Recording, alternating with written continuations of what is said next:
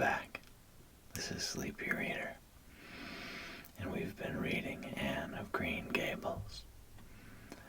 Tonight, we'll read Chapter 3. So go ahead and get your nightly rituals started. I'll begin reading at an easy pace, and hopefully you'll be drifting off to sleep before I do. Chapter 3. Marilla Cuthbert is surprised. Marilla came briskly forward as Matthew opened the door. But when her eyes fell on the odd little figure in the stiff, ugly dress with the long braids of red hair and the eager, luminous eyes, she stopped short in amazement. "Matthew Cuthbert, who's that?" she ejaculated. "Where is the boy?" "There wasn't any boy," said Matthew wretchedly. "There was only her." He nodded at the child, remembering that he had never even asked her name. "No boy. But there must have been a boy," insisted Marilla. "We sent word to Mrs. Spencer to bring a boy." "Well, she didn't. She brought her. I asked the station master, and I had to bring her home. She couldn't be left there, no matter where the mistake had come in."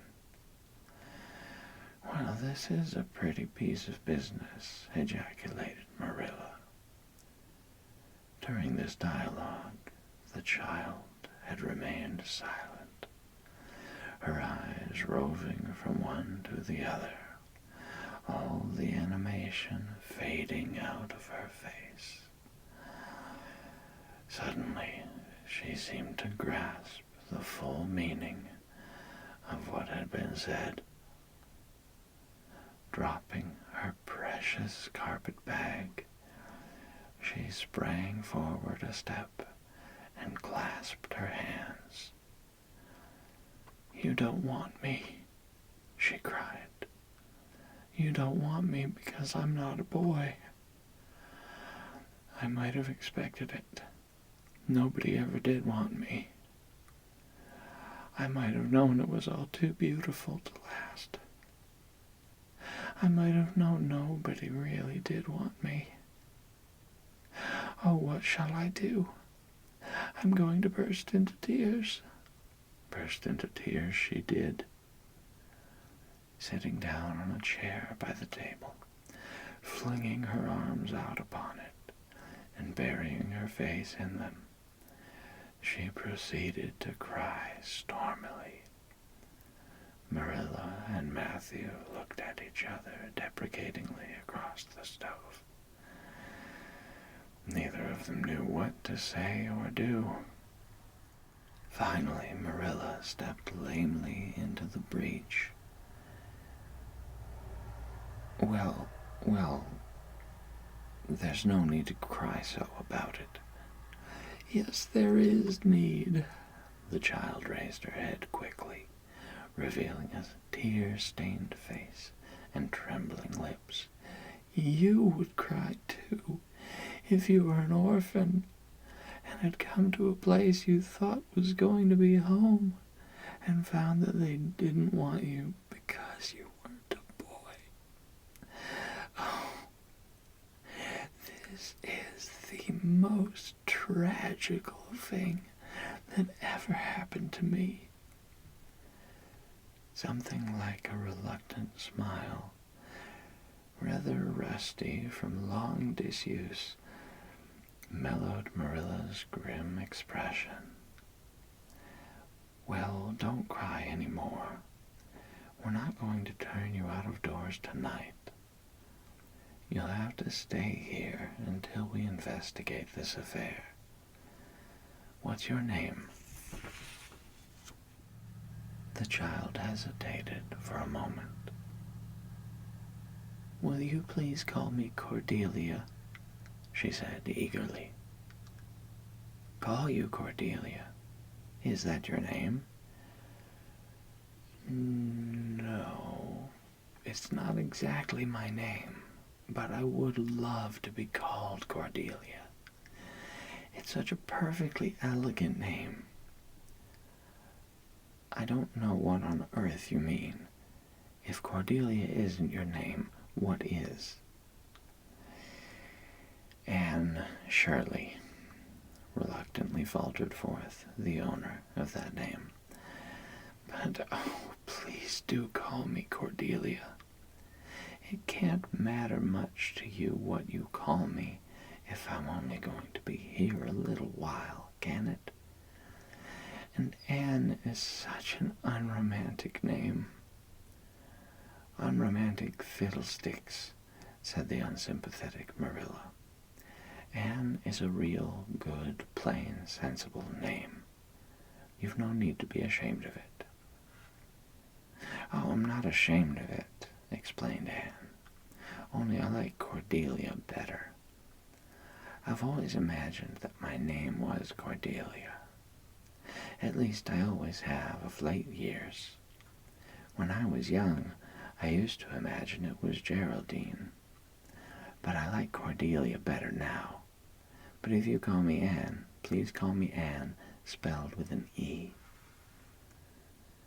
"What difference does it make how it's spelled?" asked Marilla, with another rusty smile as she picked up the teapot. "Oh, it makes such a difference. It looks so much nicer. When you hear a name pronounced, can't you always see it in your mind, just as if it was printed out? I can. And A-N-N looks dreadful, but A-N-N-E looks so much more distinguished. If you'll only call me Anne, spelled with an E, I shall try to reconcile myself to not being called Cordelia." "Very well, then, Anne, spelled with an E. Can you tell us how this mistake came to be made?" "We sent word to Mrs. Spencer to bring us a boy."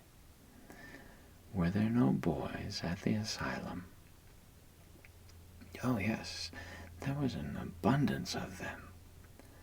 But Mrs. Spencer said distinctly that you wanted a girl about 11 years old. And the matron said she thought I would do. You don't know how delighted I was. I couldn't sleep all last night for joy. Oh," she added reproachfully, turning to Matthew, "why didn't you tell me at the station that you didn't want me and leave me there? If I hadn't seen the white way of delight and the lake of shining waters, it wouldn't be so hard." "What on earth does she mean?" demanded Marilla, staring at Matthew. She's just referring to some conversation we had on the road," said Matthew hastily. "I'm going out to put the mare in, Marilla. Have tea ready when I come back." "Did Mrs. Spencer bring anybody over besides you?" continued Marilla, when Matthew had gone out. "She brought Lily Jones for herself. Lily is only 5 years old, and she is very beautiful. She has nut-brown hair. If I was very beautiful and had nut-brown hair, would you keep me?" "No. We want a boy to help Matthew on the farm. A girl would be of no use to us. Take off your hat. I'll lay it and your bag on the hall table." Anne took off her hat meekly. Matthew came back presently, and they sat down to supper. But Anne could not eat.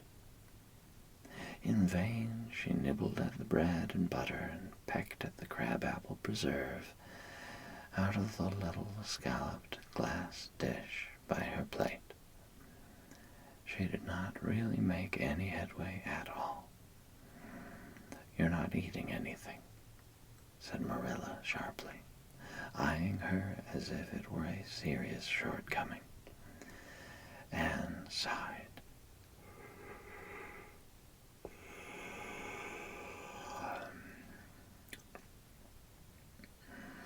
"I can't. I'm in the depths of despair." "Can you eat when you were in the depths of despair?" "I've never been in the depths of despair, so I can't say," responded Marilla. "Weren't you?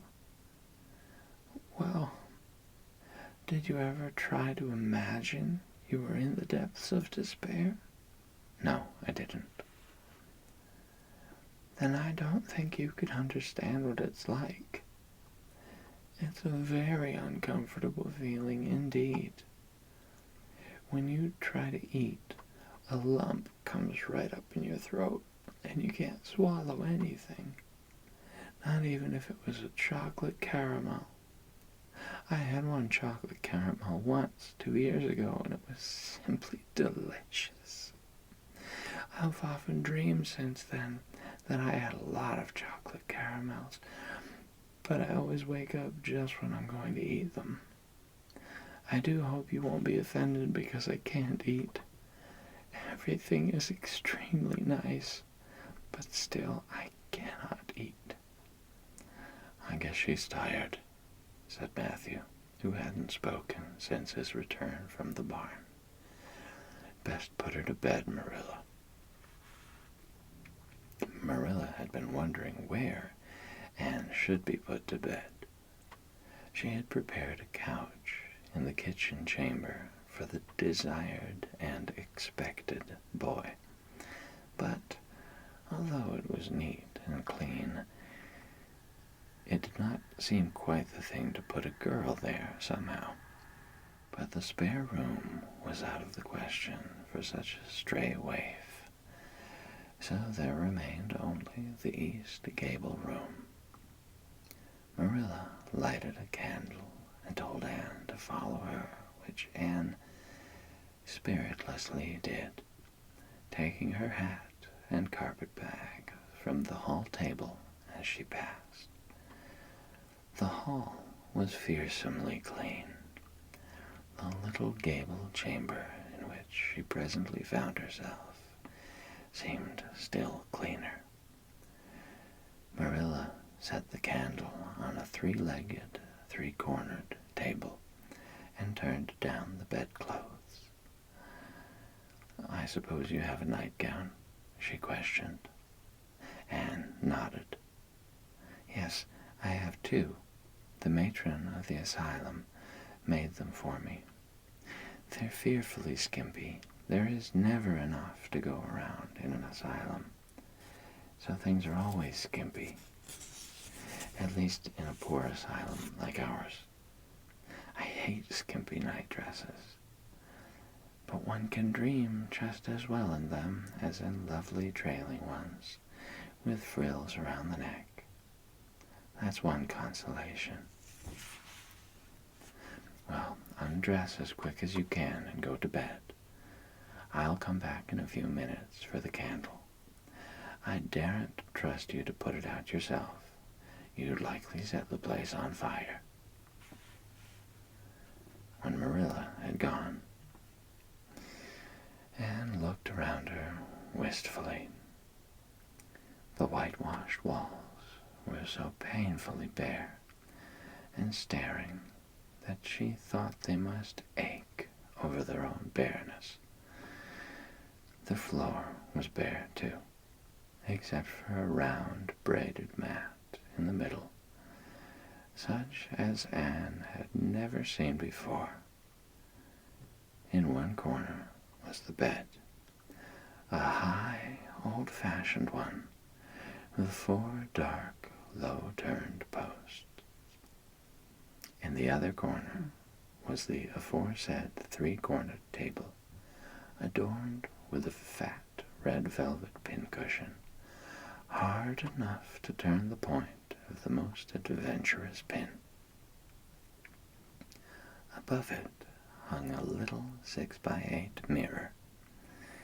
Midway between table and bed was the window, with an icy white muslin frill over it, and opposite it was the washstand. The whole apartment was of a rigidity not to be described in words, but which sent a shiver to the very marrow of Anne's bones.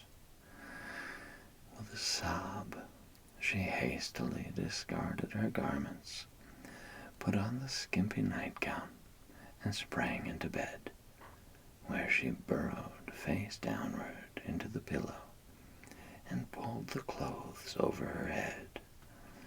When Marilla came up for the light, various skimpy articles of raiment, scattered most untidily over the floor, and a certain tempestuous appearance of the bed were the only indications of any presence save her own.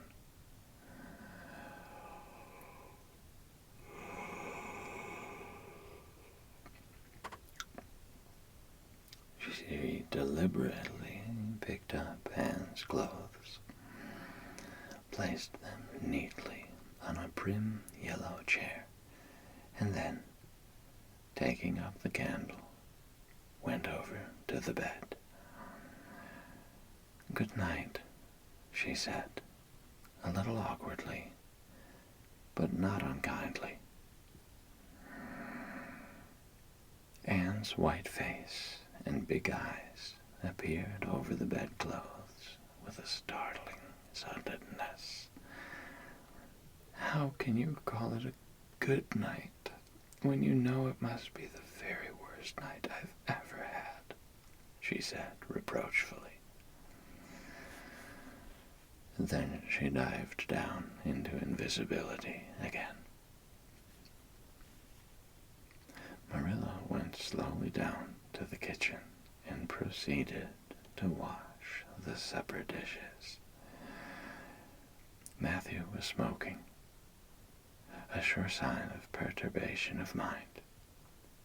He seldom smoked, for Marilla set her face against it as a filthy habit, but at certain times and seasons he felt driven to it. And then Marilla winked at the practice, realizing that a mere man must have some vent for his emotions. "Well, this is a pretty kettle of fish," she said wrathfully. "This is what comes of sending word instead of going ourselves. Robert Spencer's folks have twisted that message somehow. One of us will have to drive over and see Mrs. Spencer tomorrow, that's certain. This girl will have to be sent back to the asylum." "Yes, I suppose so," said Matthew reluctantly. "You suppose so? Don't you know it?" "Well, now, she's a real nice little thing, Marilla. It's kind of a pity to send her back when she's so set on staying here." "Matthew Cuthbert, you don't mean to say you think we ought to keep her?" Marilla's astonishment could not have been greater if Matthew had expressed a predilection for standing on his head. "Well, now, no, I suppose not. Not exactly," stammered Matthew, uncomfortably driven into a corner for his precise meaning. "I suppose we could hardly be expected to keep her." "I should say not. What good would she be to us?" "We might be some good to her," said Matthew, suddenly and unexpectedly. "Matthew Cuthbert, I believe that child has bewitched you. I can see as plain that you want to keep her." "Well, now, She's a real interesting little thing, persisted Matthew. You should have heard her talk coming from the station. Oh, she can talk fast enough. I saw that at once. It's nothing in her favor, either. I don't like children who have so much to say. I don't want an orphan girl. And if I did, she isn't the style I'd pick out. There's something I don't understand about her. No, she's got to be dispatched straight away, back to where she came from. I could hire a French boy to help me, said Matthew, and she'd be company for you. I'm not suffering for company, said Marilla shortly, and I'm not going to keep her. Well, now, it's just as you say, of course, Marilla, said Matthew, rising and putting his pipe away. I'm going to bed. To bed went Matthew.